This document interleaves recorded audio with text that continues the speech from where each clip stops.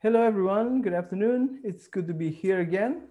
And today, for our literary translation course, I am going to show you how you do the editing process.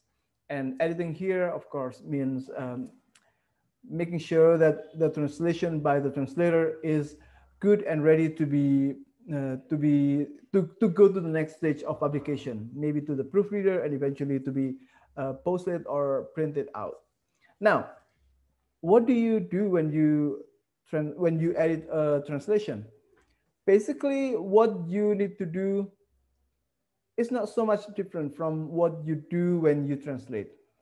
You have the element of first reading the work at least once, and then you need to do the research on the work, on the writer, and on the tone, on the general idea of the text, and so on. Pretty much to show your understanding of the work. And the third thing will be you also need to identify potentially difficult parts in the text that might give a translator a problem.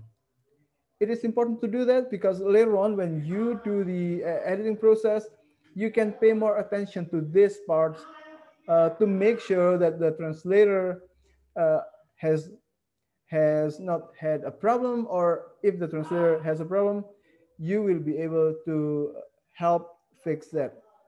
At the end of the editing process, you will need to have taken care of all these problems because after this, it will go to the proofreader and the reader to read it. So you don't want the reader to have any more problem with the translation. And if you have to make a decision whether to to be faithful to the text or to be accurate by word translation, or whether you need to remove anything, whether you need to add anything, it will be your you have the right to do that as an editor. However, after all this, you need to have something else, which is, first of all, you need to also check the accuracy of the translation. Make sure that the translation is not misled or is not, it doesn't misunderstand the original text. If there is some kind of inaccuracy or unfaithfulness, check whether it is intentional or the translator did it for a reason, and to find out why it is so. It is possible for us to be not really faithful in a in a narrow sense, okay? Not really faithful to the words, but making attempts to make the word sound natural. It is possible. And lastly, you need to make sure that the text reads smoothly. It is important because at the end of the day, it is a literary work, a work which is read for enjoyment, a work which is supposed to move somebody's feeling more than giving information. If it also gives some information, then it's not a problem, okay? All right, now let me show you an editing process that we can do on one of the texts that you have translated, which is Sticks by George Saunders. All right, now let's go to the screen and let me remove myself from the scene. Okay, here we have Sticks by George Saunders, which you did in your Big Quiz 1. This is the translation by one of you. Of course, I will not mention who the person is. And that is what is important now is to know how we do the editing process. First of all, I told you earlier, it's important for us to check the accuracy of the translation or whether the translation misunderstands the original or not. Now, in the original, it has a title, Sticks by George Saunders. Oh, by the way, at this point, we already have read, we already have done a research, and we have also identified possible problems in the original. Okay, here it has a title, but this one doesn't have a title. So as an editor, it is your job to make sure the text also has a title. So what is the meaning of sticks here? It's easy to translate it as, I'm sorry, it's easy to translate it as tongkat, but does the text actually mean tongkat by sticks here? If we see here in the text, actually it shows that it is some kind of small woods, okay, small sticks, and it is possible that it is just sticks, small wood, or small metal objects, or it might be branches from trees, because, well, if you go to a dictionary, you can actually sticks can actually also mean small branches or twigs.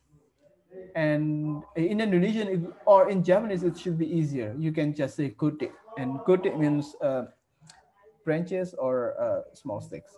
So here, let us use tongkat, or tongkat sounds like kung fu movies, right? So let us use reranting, okay, or potongan kayu or whatever. And you put this because you're an editor. Oh my God, I'm sorry. I should have showed you that you can use track changes to show the kind of changes you make, because editors usually do that. To show the translator or the client that they have done something. All right, here. First of all, you check the accuracy, okay? Setiap malam Thanksgiving Tiap Baru berkerumun di belakang ayah, menyeret santaran Santa ke jalan dan mengenakannya ke salib yang ia buat dari tiang besi di halaman. Every year Thanksgiving and so on and so forth in the yard, okay, di halaman. Okay, it's accurate pretty much.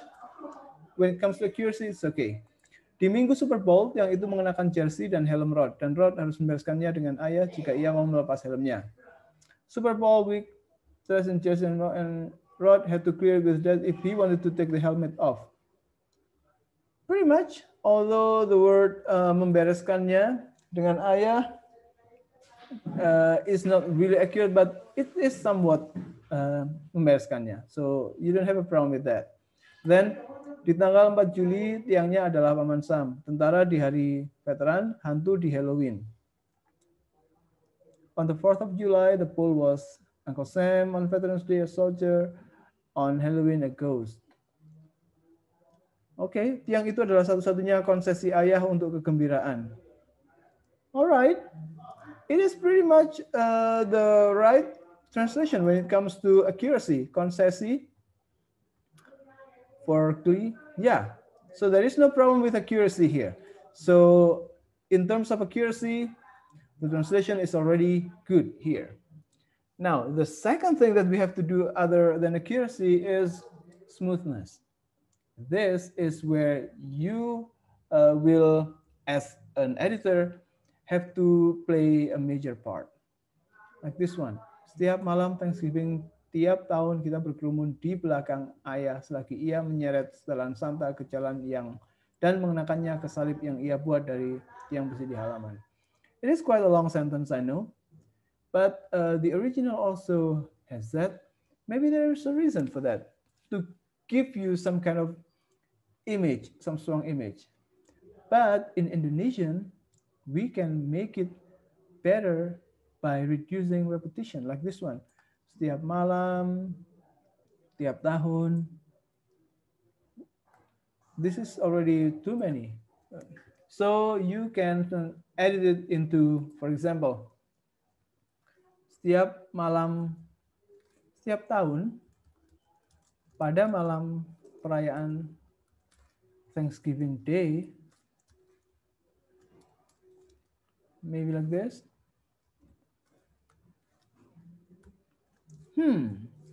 Let's just use a standard font like this. Thanksgiving Day, hoping that people know by now what Thanksgiving means, at least for movies, right?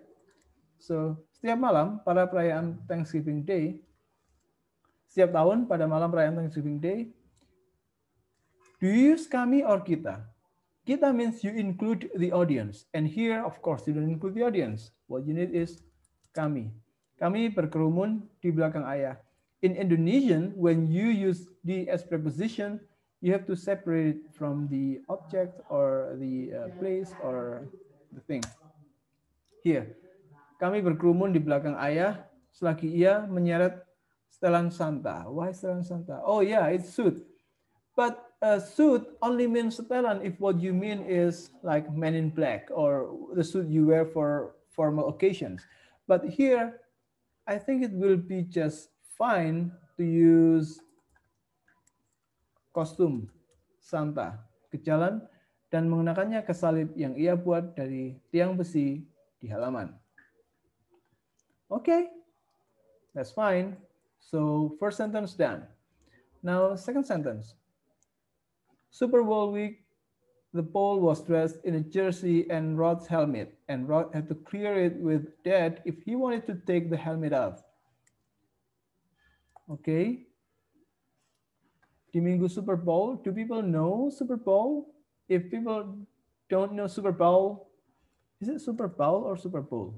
I think Super Bowl. I'm sorry. Sorry for my bad pronunciation. Yeah. So Super Bowl. Di minggu Super Bowl, since people don't know what Super Bowl is, at least you can insert something. And that thing is supposed to be pertandingan, for example. Di minggu pertandingan Super Bowl, tiang itu mengenakan jersey dan helm Rod. To give it a better context, because people might not know what pertandingan Super Bowl is, so you can use mengenakan jersey dan helm football Rod, period. I, as a translator, would make it easier by adding a comma here. I, as an editor, I mean. So it will sound like, di minggu pertandingan Super Bowl, tiang itu mengenakan jersey dan helm football milik Rod. Dan Rod harus membereskannya dengan ayah jika ia mau melepas helmnya. Membereskannya here can be correct, but it is quite ambiguous. So I would say, let us make it more specific or clearer, such as by okay. Dan Rod harus meminta izin kepada ayah. Yeah, let us make it like that. Meminta izin, mendapat izin ayah, meminta izin kepada ayah jika ia mau melepas helmnya. I think that would sound better. So let's read it. Di minggu pertandingan Super Bowl, tiang itu mengenakan jersey dan helm football milik Rod. Dan Rod harus meminta izin kepada ayah. Atau Rod harus mendapat izin dari ayah jika ia mau melepas helmnya. Alright. Next, on the 4th of July. Okay, 4th of July here is of course Hari Kemerdekaan Amerika, right? Just like August 17th in Indonesia. But in Indonesian context, people might not know what 4th of July is. So I would say it will be easier to say pada hari kemerdekaan, pada peringatan kemerdekaan 4 Juli, for example like that. Tiangnya here in the original was Uncle Sam, but in the translation, you can change it with something else. Tiangnya menjadi Paman Sam. Tentara, or you can make it like this because it will sound better. Tiangnya jadi Paman Sam. Tentara di hari veteran, hantu di Halloween. This is a common structure in English, but in Indonesian, it doesn't seem to really work. So what you can do instead is jadi tentara di hari veteran, jadi hantu di Halloween. instead of D, I would use jadi tentara pada hari veteran dan jadi hantu pada perayaan Halloween or selama perayaan Halloween. I think this will sound better. Okay. And I think this is how you will do it. And yes, true, as a translator, you will need to work probably twice as much as the, oh, sorry, as an editor, you will need to work twice as much as the translator. But do not spend too much time here. It is, I don't want you to be too hard to yourself or to your friends at this point. Just try to do as much as you can to make the text sound presentable, okay? And that would be all from me. I hope that was enough to show how an editing process looks like. Again, as an editor, you do all that a translator has to do: reading, researching, and finding out possible problems. But you also need to do, as an editor, to check the work, to check the accuracy of the work, and then the smoothness of the presentation or the delivery of the message. That's all for now. I hope it helps you in preparing your editing. And thank you very much. Bye.